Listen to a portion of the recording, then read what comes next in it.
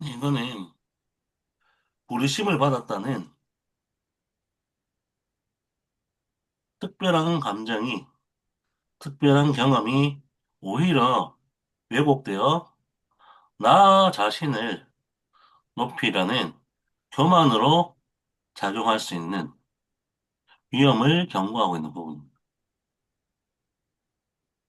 그래서 이게 그 하나님의 은혜가 특별하다는 이 경험이 오히려 내가 특별하다라는 방향으로 작용할 수 있다는 부분, 이거를 경계해야지 오히려 하나님의 은혜의 가장 치명적인 범죄라고 할 수 있는 교만의 위험으로부터 벗어날 수 있다라는 것을 좀 말하고 있는 내용입니다. 그래서 우리 안에 있는 그 하나님께 선택받았던 의식이 나를 높이는 교만으로 나가지 않도록 만드는 것. 이게 필요하다라는 그런 내용을 말하고 있습니다.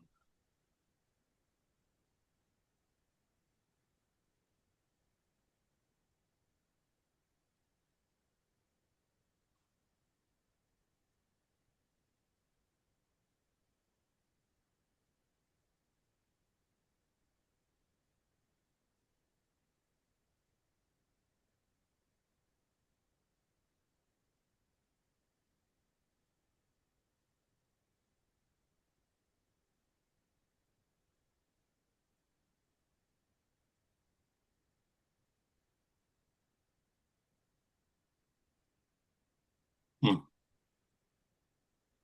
혹시 뭐 내용 자체는 명료한데요. 혹시 이야기 나눌 거 있으면 이야기 나누면 좋을 것 같습니다.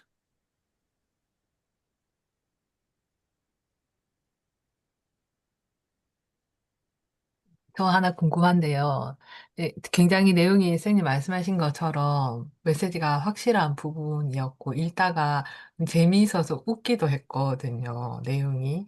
그랬는데, 방금 선생님 정리하신 것 중에서 부르심을 받았다는 특별한 경험이 오히려 왜곡된 자신을 높이는 뭐 교만을 적용한다라고 되어 있는데, 다들 부르심을 받았다는 특별한 경험이 있으신가요? 저는 없거든요. 음, 아, 그러니까 어떤 순간적으로도 그럴 것 같고, 또는 뭐 반복적으로도 그럴 것 그 수도 있겠다는 생각이 드는데, 네네. 그러신 게 있는지 좀 궁금합니다. 어떠한 순간인지 또는 어떠한 느낌? 경험인지. 저는 그런 경험 별로 없는, 이렇게 크게 없는 것 같아서 아니면 있었는데 그게 그거라고 인지를 못할 수도 있지만 선생님들 그런 게 어떨 때 그랬는지 궁금해서. 네.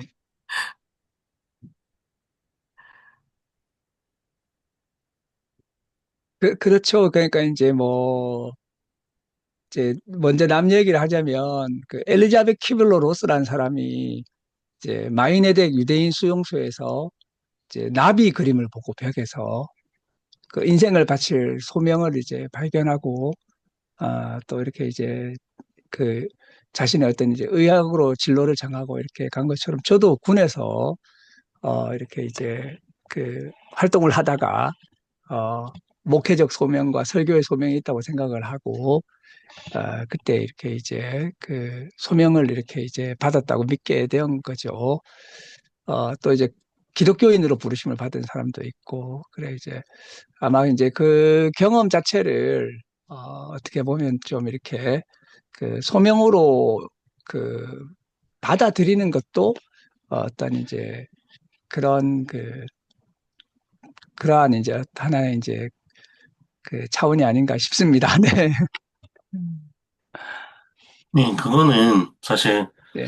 과거 김재현 쌤이 얘기하셨는 것처럼 내가 구원을 받았다라는 의미에서 그리스도인으로서 부르심을 받았다라는 경험이라는 부분들은 그거 아마 뭐 그리스도 교인이라는 차원에서는 조금 되어 있는 것 같은데요. 그런 소명이 정말 나를 그리스도인이란 말 자체가 그거 사도행전에 나오는 것처럼 예수쟁이라는 의미에서 예수를 닮아가는 사람이라는 의미에서 처음으로 다른 사람들에게 명칭되었던 외부인들이 볼 때 저 사람들은 그리스도를 닮아가는 사람들이 이런 식으로 해서 부름을 받았던 부분들이 있는데 그런 의미에서 내가 오히려 여기서 나오는 것처럼 특별한 의식보다는 그런 소명은 오히려 잊고 살고 있다라는 의미는 조금 더 있는 것 같아요. 그리고 그 그런 방향뿐만 아니라 내가 그러면 그리스도인으로서 어떤 부분에서 하나님께 특별히 쓰임을 받는 사람인가? 라는 것들은 저는 계속 이거는 모색 중이라는 생각이 좀 드는데 대학원에 들어가거나 그럴 때도 뭐 그런 부분들 완전 배제한 것은 아니지만 근데 과연 내가 그러면 그런 부르심에 따라서 살아가고 있는 가 그런 걸 따져봤을 때는 전혀 또 아닌 것 같기도 해서 오히려 저는 이런 교만이라는 방향으로 작용하는 것보다 오히려 하나님께서 특별히 부르셨다 하는 영역을 오히려 놓치고 사는 면들이 오히려 더 많다는 생각이 들어서 이 이런 위험들에 대해서는 조금은 다르게 생각할 수 있는 부분이 있는 것 같은데요. 그러면서도 내 안에서도 이게 혹시나 있는 것은 아닌가. 계속 점검을 해봐야겠다는 생각은 좀 드는 것 같습니다.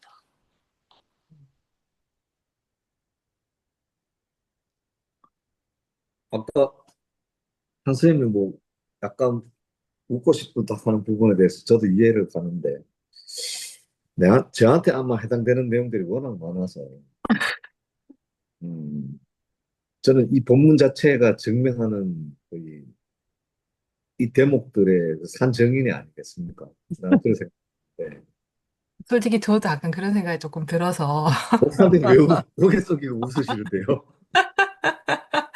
우리가 어쩌면 다 같은 생각을 하며 이 본문을 읽었을지도 모른다는 생각이 약간 들기도 했습니다. 제 어떤 목사님 얼굴 좀 들어보시죠. 부분에서는. 아, 왜 오스만 챔버 아까 무슨 목사님이죠? 오스왈드 챔버스 얘기했던 거. 아마 오스왈드 챔버스 목사님 난 나의 최고봉인가라는 책이죠. 주님은 나의 예, 님은 나의 주님 날 제보. 예. 그분이 언급이 자꾸 됐는데 그분이 적은 그 책에 보면은 그, 이 소명받은 자의 최고봉들의 기준들을 가이드라인을 적어 놓고 그렇게 살아가야 된다라고 매일 아침에 한 절씩 365일 묵상을 하도록 하게 된다면 그 소명받은 자의 자존감들이 거의 뭐 선교지에서 일어날 만한 자존감 정도까지였거든요. 그때 제가 이제 한번 봤을 때 그걸 이제 365일간 저도 한번 해본 적은 있어요. 아, 이렇게 살면은 이 혼잡한 세상에 살면서도 나 홀로 우뚝 서서 정말 그때 어떤 뭐 이렇게 유행을 했냐면 이렇게 오염된 강가에 막 물이 흐르고 너무나 시냇물들이 많은 더러운 물에 서서 우뚝 서서 빠지지 않고 그 우뚝 선 오염된 사람들의 손, 이렇게 옷가지들을 올려서 손을 잡아서 올려주는 사람? 그게 나의 최고봉인처럼 이렇게 표현을 한 그림들이 많았거든요. 예. 그게 뭐 소명받은 사람들의 뭐 하나의 뭐 지침서, 자세, 뭐 이런 것처럼 저는 생각을 한 적도 있었는데, 뭐 지금에 와서 이렇게 보면 저는 아주 단순한 생각을 많이 했어요. 이 소명이기보다도 이 죄악의 느낌, 죄의 용서에 대한 부분과 하나님과 계속 이게 그 경계선에서 이게 죄가 맞을 건데 빠져야 되나 말아야 되나 뭐 이런 걸로만 살아왔다 보니까 더 고차적인 내용은 뭐 딱히 가져보지는 못했고요. 여기서 말하는 그 소명의 지나친 폐해들 이해는 하지만은 그것조차도 내한테는 아예 불가능했던 요소들이라는 거죠. 저쪽은 내하고 먼 길, 나는 저쪽에 아예 담기지도 가지도 않을 그런 길이라고 생각을 하죠. 그런 결과는 이제 여러분들이 보시듯이 이 책의 엑스레이이듯이 자만심과 뭐 자존감이 똘똘 뭉친 그런 한 형태가 여기 이제 나온 걸로 보여지는데 그럼에도 불구하고 그걸 잘 인정을 안 해요, 저는. 아까 뭐 한쌤 이야기는 부르심에 대해서 홀린 소명, 음, 그렇게 생각해 보게 생각한 적은 없어요. 아, 요걸 이해할 수 있는 단계까지는 내가 한번 들어가 봤다. 그렇지만 그게 내 길이 아니다. 라고 명확하게 판단을 해버렸기 때문에 큰 갈등은 없었어요. 목사님, 제 말씀 이해합니까? 네. 예. 선생님, 그 부르심을 받았다는 특별한 경험, 뭐 그런 게, 그랬던 적이 뭐 있으실 거잖아요. 아까 그 뭐, 응. 첨탑에 대해서 제가 인테리어를 하고 건축을 하고 했을 때 이제 교회 건축을 많이 했잖아요. 교회 건축을 하다 보면 이제 목사님들 그 설교에 이 교묘한 장치들이 있어요. 뭐, 예를 들면 진짜 시쳇말로 이제 그때 교회들이 뭐 다 한 30년, 40년 전에 뭐 뜨거운 한국 부흥 시절들에 지어졌기 때문에 좀 다 모양이 똑같고 허술하고 단열이 네. 약하고 예, 어두침침한 그런 내용들이 많았거든요. 그 목사님들이 그렇게 이야기를 하죠. 당신의 안녕하십니까? 집들은 네, 네, 장애실 안녕하십니까? 네, 인테리어를 해서 그렇게 안녕하십니까? 깔끔하고 네. 따뜻하고 온화하고 누구나 깃들기 좋은 그 따뜻한 집에 살면서 하나님의 성소인 이런 교회를 갖다가 어둑하고 침침하고 막 이런 거 내버려둬도 되겠냐고. 교회를 고쳐야 된다고. 그러면 이제 그게 이제 소명받은 자들이 이제 고백을 막 하죠. 아, 저분은 뭐 저 커튼이 어둡기 때문에 나는 저걸 해야 되겠다. 예. 그런 기도들이 뭐 막 터져 나오고 그걸 하나하나 한 땀 한 땀 모아서 나는 그 내용들을 깨끗하게 정돈되게 성전에 꾸미는 레위기에 있는 성소에 대한 어떤 다짐들, 소명받은 자들, 그러니까 목수와 같이 따듬고 돌을 다듬는 석수처럼 하나님의 말씀에 따라서 이거를 잘 다듬어야 된다는 이런 소명, 이런 단순한 소명을 받은 적은 있죠. 예.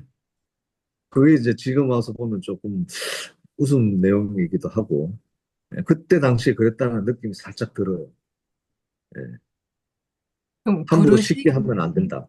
이런 거. 이게 부르심이라고 그때는 생각을 했는데, 또 뒤에 돌이켜 생각해 보면 속았다. 뭐 이런 느낌도 든다는 말씀이신 거 맞나요? 아니면, 아니, 쏘갔다는 게 아니라 뭐 한 과정 중에 있겠죠. 여기 오늘 고상한 음, 마음이 짚는 탁월한 제약. 제가, 예. 어제 뭐 누군가 이야기를 하는데 최선을 다한 사기 뭐 이런 것처럼 예, 어제 뭐 과제를 끝내는 팀에서 내한테 뭐 갑자기 급한 월요일까지 뭐 인정을 받아야 되는데 도저히 이거 안 되겠다. 본부장님이 이것 좀 해결해 주십시오 해서 하여튼 최대한 마음을 승리를 녹여낸 사기 뭐 이런 식으로 제목을 지어서 하더라고. 하여튼 그런 것처럼 이 제일 뒷페이지에 고상한 마음이 짓는 탁월한 제일 뒷페이지에 오늘 나는 처음 생각해봤던 것들이 결과들이 있어서 아까 보니까 이게 뭐더라 음, 좀 제가 생각하지 못했던 결론이던데 방탕한 뭐 이게 뭐죠? 정욕의 열매보다 교만의 열매를 끌어안을 때 교만의 열매를 끌어안을 때 방탕한 막달라 마리아보다 바리새인의 영혼에 미칠 때 자신의 무가치한 존재로 느끼는 죄인에게 다가갈 때보다 소명에 의해 더 자만해진 자만할 인간을 사로잡을 때 더욱 찬란한 빛을 발한다. 이 말을 조금 더 생각을 해봐야 될 것 같아서 뭐 여기도 좀 의미가 있겠다라는 생각을 해요. 네. 내가 모르는 내용들이 더 있을 수 있겠다는 그런 내용들.